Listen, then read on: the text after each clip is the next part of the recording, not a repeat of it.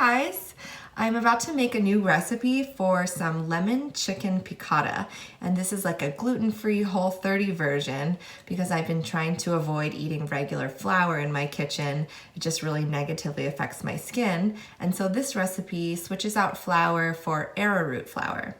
And I have some of it right here by Bob's Red Mill, and I'm about to dredge these chicken cutlets in it and then get them going on the stovetop here. So what you want to do is salt and pepper your chicken cutlets generously on both sides, and then we're going to dredge them lightly in the arrowroot flour. This is Mary's free-range chicken that I got from Whole Foods, and you just want to do a light coating, kind of shake it off, because apparently if you have too much on there, the chicken can get a little bit slimy. Meanwhile, I'm going to turn the stove on so that it can start to heat up. I have about 2 to 3 tablespoons of avocado oil here in this large skillet, and I'm going to put it on like a medium to medium high heat. And this is Primal Kitchen avocado oil. I love using it because it has a very high smoke point, meaning that you can turn the heat up and it won't like burn or scorch. So I'm just going to dredge these on both sides lightly. Shake it off.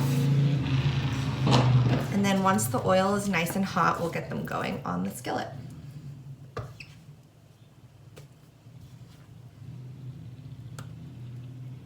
Try not to make too much of a mess. I always have a messy kitchen though, that's life. This is gonna be something, hopefully a nice weeknight meal that will come together relatively quickly. Okay. The oil has heated up nicely, and I'm just gonna place these down in, and they'll cook for about 3 to 5 minutes each. And you're just basically wanting them to be nice and crispy. And I'm gonna have to do these in 2 batches because I don't wanna overcrowd the pan. If you overcrowd the pan, they can kind of steam instead of cook. So let's just leave them like that, and I'll show you guys when I flip. I just flipped these babies over, and as you can hear, they're really sizzling up and getting nice and crispy on there, so I am happy with that so far. Okay, the chicken was seared and I pulled it off the heat. Now I'm gonna add a tablespoon of my homemade ghee to the skillet, just for a little bit of flavor. And I'm gonna saute 3 cloves of garlic.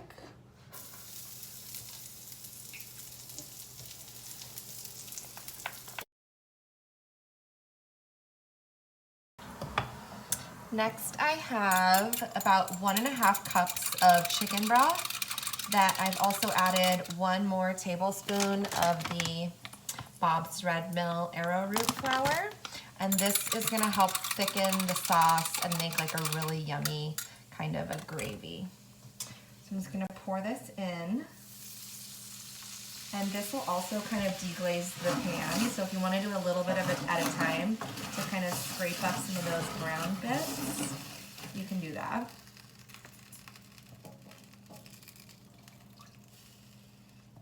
Perfect. Next, I have a lemon that I've sliced up. I'm just going to add that to the pan. I took out the seeds as well. And this is going to add that bright, acidic flavor. Take the chicken breasts and nestle them back in, and we're going to let this cook in its delicious sauce for about 15 to 20 minutes. Oops, I forgot a step. Very important. Capers. About 2 tablespoons. Coming over to check on this beauty. Look how thick that sauce is. And there you have it. A quick and healthy, easy meal for the family. I'm just gonna garnish with a little bit of parsley and some lemon zest.